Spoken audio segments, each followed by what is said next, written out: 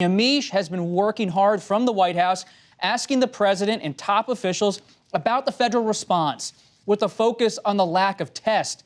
At times, the president has clashed with reporters.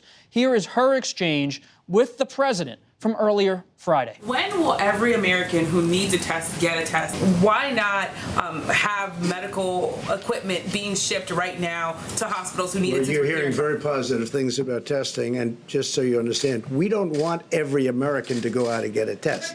Surprising. There are Americans, though, who say that they have symptoms and they can't get tests. Well, okay. What do you say to the Americans who are scared that they have symptoms and they can't get tests? But we don't want everybody to go out and get a test. Accountability journalism. What have you learned inside the White House briefing room?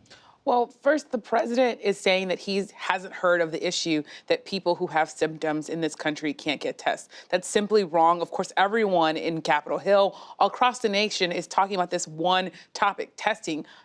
Anthony Fauci, who is the doctor who stands beside the president, who is a top health official in this administration, he said very specifically today, America is failing when it comes to testing capacity. People who want to test, who need to test, who are sick, can't get them. So what you hear from the president is him saying, well, I've never heard anything about this, kind of backing away from that accountability. The other thing that I'm learning from the president is that he stands at the podium every day. And unfortunately, while he is talking about himself as a wartime president, you can tell that he's eager to fix this issue. He's also spreading some misinformation. Today, he was talking about the fact that there was a malaria drug that has been now FDA approved to treat coronavirus patients. Again, a health official had to step in, Dr. Fauci, to say, no, that's not true. There is no FDA-approved drugs to help treat the coronavirus. Add to that what we've been talking about, these negotiations on Capitol Hill. The president is pushing GOP Republicans, senators, to say we need to get more cash to Americans. Right now, the bill has one check in it for $1,200 per American,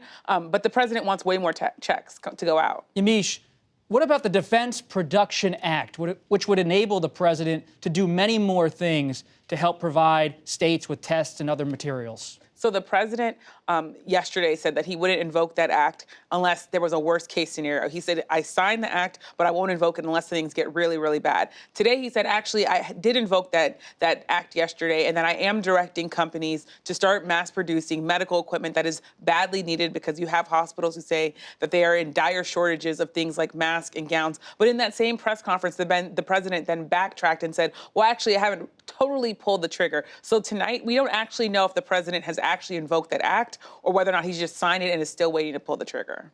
Jake, there's been reports by the Post and others about Jared Kushner having his own group working within the administration that some bureaucrats say is a rival group to the actual task force. When you're talking to lawmakers on Capitol Hill, how do they see the chain of command and any possible tensions there? Well, Jared Kushner is a curious choice, not only because he's not confirmed, but he has no experience, not a day of experience in widespread, large-scale disaster management, pandemics, global health crises. So that would be like putting your gardener in charge of oral surgery. It would be just a difficult thing to do.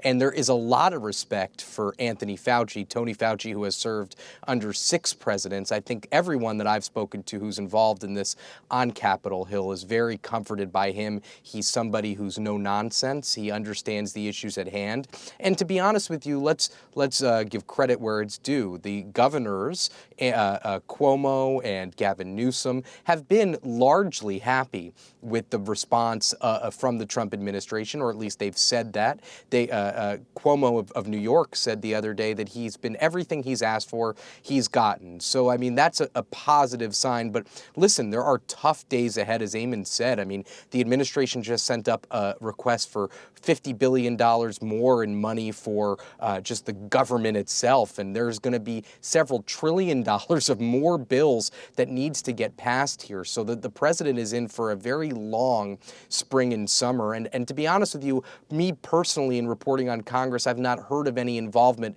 of Jared Kushner. The reporting is excellent, but I don't think he's taking the role on Capitol Hill that he's taken in previous debates. And I think that's a very good thing for the process on Capitol Hill. Eamon, Jake just talked about that this eventual package could be $1 trillion, $2 trillion potentially, even more. Is there concern inside of the Republican Party that they're becoming a bailout party, a spending party, a party that gives direct payments to Americans? Or has that all changed, that whole Tea Party movement to now? I think it has all changed. I mean, you are hearing some senators like Lindsey Graham express some skepticism about the idea of simply writing checks and sending them to Americans. But I hear more Republicans privately, people who would have 2 weeks ago been enormously skeptical of this. More of them are now saying we just have to spend whatever it takes in order to get America back on its feet. But Bob, I want to ask the question tonight of what is the political damage from this economic carnage that we're seeing right now? I mean, I think people need to think this through. This is much bigger than the 2008 financial crisis in terms of its scale and sharpness. The 2008 financial crisis, as you point out, it produced the Tea Party, that sort of anger on the right. It produced Occupy Wall Street, the anger on the left. We've got a generation of millennials who is skeptical of the ability of the capitalist system generally to succeed. We've got a president of the United States who campaigned on the idea that the system is rigged against you. I think all of those things are political legacies of the economic wipeout we saw in 2008 and the perceived unfairness in the way that was handled. This one is going to be much bigger than that. And I think we need to think through, as Washington and as America, we need to think through the fairness of the solutions that are being proposed right now to make sure that those square with what most Americans think of as just and right. Because if we don't get this right, the political damage for decades is going to be bigger than what we saw in 2008 and 2009. And I think that has shaped our politics in ways that a lot of people can point to. Let's stay with that point that Eamon just brought up for a moment. What is just and right? How the American people perceive what is happening here in Washington. Let's go back to the Capitol. As first reported by ProPublica, Senator Richard Burr, a Republican from North Carolina and the chairman of the Senate Intelligence Committee, sold hundreds of thousands of dollars worth of stock in mid-February, days after he wrote an op-ed suggesting that the United States was, quote, better prepared than ever before to confront the virus. Burr is not the only senator under scrutiny. At least 3 other senators reportedly sold major stock holdings around the same time. Dianne Feinstein, Democrat of California, Kelly Loeffler, Republican of Georgia, and Jim Inhofe, Republican of Oklahoma. On Friday, Burr asked the Senate Ethics Committee to review his sales.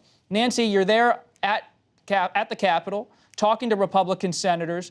What is the response to the new reports about Senator Burr?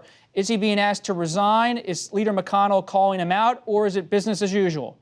Well, the response out in the country was pretty ferocious, but here on Capitol Hill, senators were very reluctant to touch this issue today. Most of them said they didn't know about it, or they didn't know all the details, or they didn't want to judge what Burr and some of their colleagues had done. I think that this is a very tricky situation because, yes, Burr did sell off somewhere between $600 and $1.7 million worth of stock the week before the stock market started to tank, and there was this suggestion that perhaps because he was receiving coronavirus briefings, he had some kind of inside information about what was going to happen.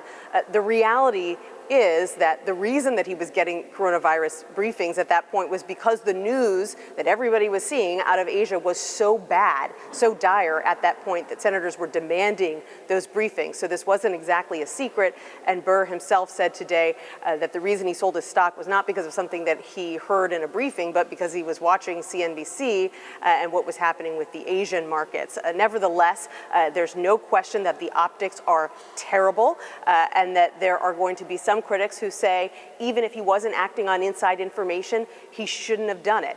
So that is certainly a controversy, but I have to say that when we asked senators about it, they were much more focused on getting this huge $1 trillion package out the door than second guessing what one of their colleagues might have done a month and a half ago.